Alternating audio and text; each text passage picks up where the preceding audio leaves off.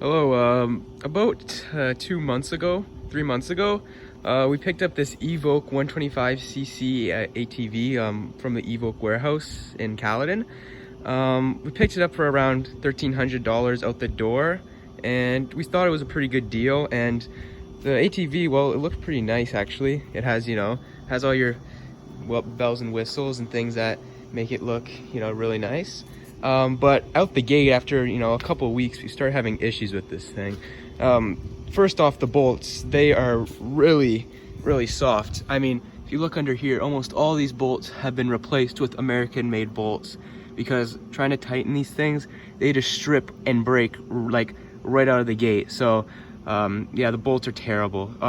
Second off, the front rack over here is held in by these two bolts, but they're not centered when it comes to the length of the thing. So there's more leverage pushing it down this way. So any kind of bumps, if you're on any like rough terrain, it's just gonna fall off because the bolts don't have enough strength in that area right here. This has been replaced, but it's not the fault of the ATV manufacturer. That was crashed. But if you go to the back here, down here in by the axle, this very important weld here broke after this thing wasn't even crashed in this area. It was lightly bumped in the front, but this just completely split, and it had to be welded back by OG Bobby Johnson. So yeah, that is just unacceptable there, because that's a very important connector right there. Also, the chain is, the one it comes with is very light gauge. This one that we got is a lot thicker. We had to buy it on eBay. It's around 30 bucks. But yeah, you have to replace the chain because it stretches like mad. Like you cannot go like on any kind of real excursion with the stock chain. And also over here, if you go around it down here, you see the carburetor right there. I don't know what's with this carburetor, but after like a month and a half, it started having issues with idling, and we kept the idle the same. We weren't messing with it, and the idle just started going down and down. And you tune it up a bit, and after it heats up, it just does not want to like idle for more than like 3 seconds without shutting off.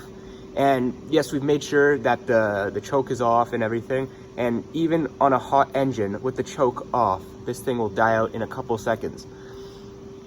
So now we move to the shocks, right here. And these shocks are almost like pogo sticks.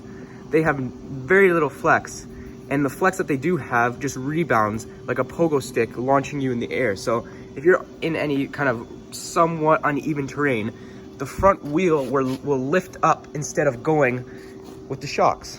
The rear one's a bit better. I mean, the flex on it is very, half-assed, but it does something at least. And just in general, I mean, the grips are, not really grips. And the bolts here, I mean, you can see it just rounds out and just strips out easily. Just in general, it's not the greatest. And also what we noticed down here is that the frame is actually not perfectly square. So this side right here is pushed in more than that one. This one is a bit more out. So it's basically on an angle a bit, like a slight angle, probably about an inch. So that's not very ideal. And going in the front,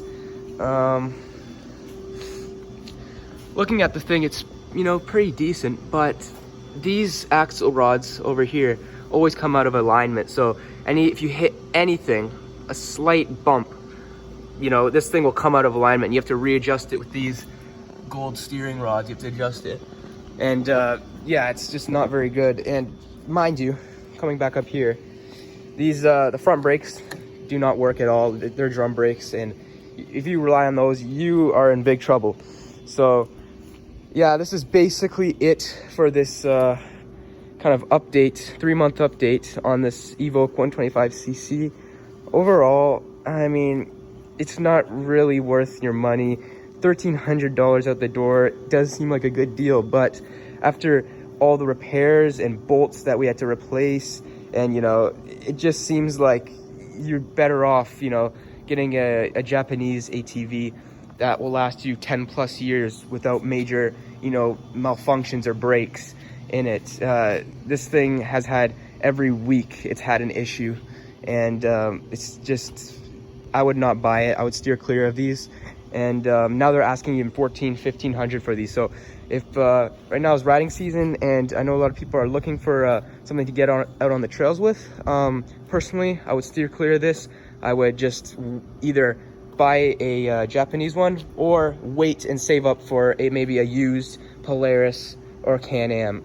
And yeah, that's basically it for this 2 to 3 month review on this Evoque 125cc.